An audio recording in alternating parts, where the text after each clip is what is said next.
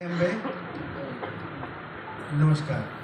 Stage પર dash ઉપર વિરાજમાન માનનીય કલેક્ટર સાહેબ, માનનીય એસપી સાહેબ, માનનીય ડીડીઓ સાહેબ, નાયબ મીડિયામાં અને પ્રિન્ટ, ઇલેક્ટ્રોનિક અને અન્ય સૌ મીડિયામાંથી પધારેલ સૌ મિત્રોને હું દેવસ્થાન ટ્રસ્ટ વતી હૃદયપૂર્વક આવકારું છું, સ્વાગત કરું છું. મેળાને સંદર્ભમાં થોડીક આપને વ્યવસ્થાના સંદર્ભમાં થોડીક મારે વાત કરવી છે. તો આપને સૌને આપ સૌ પણ માહિતગાર છો જ ને વધુ માહિતગાર થાઓ એટલા માટે. તો મેળાની આ વખતે જે વ્યવસ્થા છે એના વિશે થોડુંક નાનકડું પ્રેઝન્ટેશન મારે બતાવવું છે તમને, જેથી આપ સૌને મેળાની ટ્રસ્ટ દ્વારા થતી વ્યવસ્થાઓનો એક નજરઅંદાજ થઈ જાય અને ત્યારબાદ આપણે અધિકારી સાહેબોનું માર્ગદર્શન પણ લઈશું. તો આ વખતે હમણાં જેમ જણાવ્યું કે નોમથી પૂનમ 12 સપ્ટેમ્બરથી 18 સપ્ટેમ્બર સુધી આપણો ભાદરવી પૂર્ણિમાનો મેળો યોજાશે. એની તમામ જે તૈયારી છે વહીવટીતંત્ર દ્વારા, સરકારશ્રી દ્વારા એક પૂર ઝડપે ચાલી રહી છે અને અત્યારે એને ફાઇનલ ટચ આપણે આપી રહ્યા છીએ, ફાઇનલ ઓપ આપી રહ્યા છીએ. 12 તારીખે મેળાનું ઉદ્ઘાટન, આપણે જે ઉદ્ઘાટન ડોમ છે વેંકટેશ માર્બલની બાજુમાં, ત્યાં આપણું ત્યાં ઉદ્ઘાટન જે માતાજીનો રથ મૂકી અને આપણે દર વખતે જે મૂર્તિ પ્રતિષ્ઠા કરીને મૂર્તિ મૂકીને કરીએ છીએ એ ડોમમાં જ આ વખતે પણ આપણે 12 તારીખે આપણે એનું ઉદ્ઘાટન વગેરે કરીશું. આ વખતે પ્રીવિયસ લાઈવ જે જુદી વ્યવસ્થાઓ છે એની વાત કરીએ તો સૌપ્રથમ દર્શનની વ્યવસ્થા જે છે મંદિરની, આપણે રોજબરોજ કરતાં દર્શનનો સમય જે છે એ આ મેળા દરમિયાન જુદો હોય છે, કારણ કે લાખો લોકો આવતા હોય મેળામાં. એટલે મંદિરનો દર્શનનો સમય સવારે 6 વાગ્યાથી શરૂ થાય છે.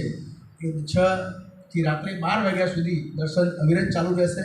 વચ્ચે જે માતાજીના શણગારનો અને સફાઈનો સમય હોય છે 5 થી 7, એ સાંજે દર્શન બંધ રહેશે. અને બપોરે જે રાજભોગનો સમય છે એ 1 કલાક 11:30 થી 12:30 અને સાંજે 5 થી 7 એ દર્શન આપણા બંધ રહેશે.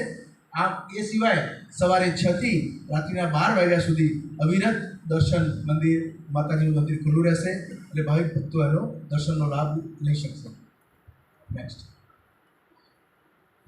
જે આપણે મંદિર ટ્રસ્ટ દ્વારા જે વિવિધ આયોજનો કરીએ છીએ એમાં ભક્તો માટેના, માઈ ભક્તો માટેના વિસામા રેસ્ટ શેલ્ટર, જે વિસામા માટે આયોજન કરીએ છીએ.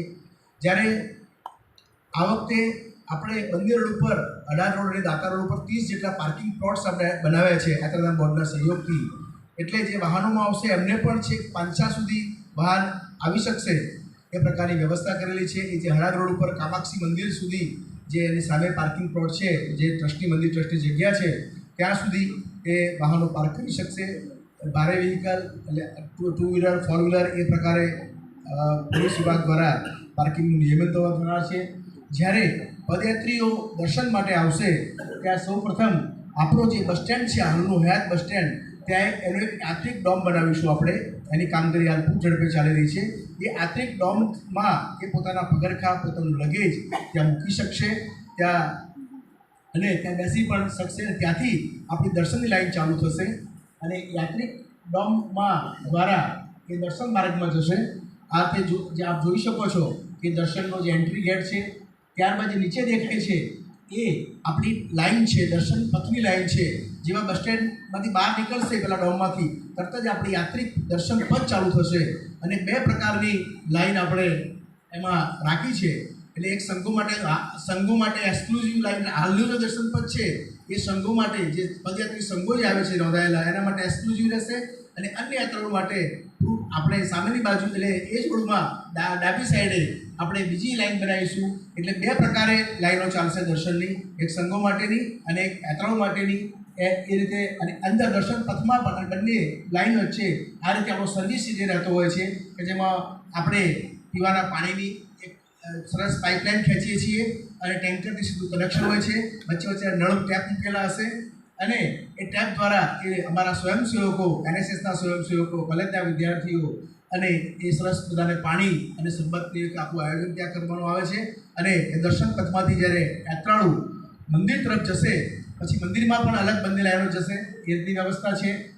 વિકલાંગ, દિવ્યાંગ અને જે વયોવૃદ્ધ લોકો છે એના માટે આપણે દર્શન પથનો જે સર્વિસ એરિયા છે ત્યાં આપણે જે CNG ઇલેક્ટ્રિક રિક્ષા અને ગોલ્ફ કાર્ટ જે આવે છે એ મેં રાખીશું એટલે એમાં પણ એનો લાભ લઈ શકશે અને મંદિર સુધીમાં બેસી જશે. મંદિર પર અમારા જે સ્વયંસેવકો વ્હીલચેર જે ઓપરેટ કરતા હશે વ્હીલચેર લઈને પછી અમે મંદિરમાં લઈ જઈશું. આ રીતની એમના માટે જે દિવ્યાંગ અને વૃદ્ધ માટે વયોવૃદ્ધ માટે પણ આવી સિનિયર સિટીઝન માટે પણ આવી વ્યવસ્થા રાખેલી દર્શન માટે. મંદિરમાં આ રીતે દર્શન પથ દ્વારા જ્યાં ગયા બાદ વચ્ચે અંદર દર્શન પથમાં પણ લગભગ 12 જેટલા ઇમરજન્સી એક્ઝિટ આ વખતે આપણે રાખ્યા છે. એમ ઇમરજન્સી એક્ઝિટનું બોર્ડ પણ લગાવેલું હશે અને કોઈ ધારો કે કોઈ ચક્કર આવી જાય છે, બીમાર થઈ જાય છે તો એ ઇમરજન્સી એક્ઝિટમાંથી આપણે બહાર કાઢી અને મેડિકલ સુવિધા આપી શકીએ. ત્યારબાદ આપણે અંબાજીમાં 3 જગ્યાએ મંદિર ટ્રસ્ટ દ્વારા અને દાતાઓના સહયોગથી આપણે બહાર તો ભોજનની વ્યવસ્થા કેમ્પમાં હોય છે, પણ અંબાજીમાં આવ્યા પછી યાત્રિકને ભોજન સુવિધા પદયાત્રીને લાભ મળી શકે માટે આપણે અંબિકા ભોજનાલય આપણું જન્મક્ષેત્ર છે ત્યાં દિવાળીબાગ ગૃહભવન અને ગબ્બર તળેટી ખાતે ગબ્બરના પહેલાં તળેટીમાં ધારો કે જગ્યા ઓછી પહેલાં કરીશું તો એ 3 જગ્યાએ નિઃશુલ્ક ભોજન વ્યવસ્થાનો લાભ મળશે.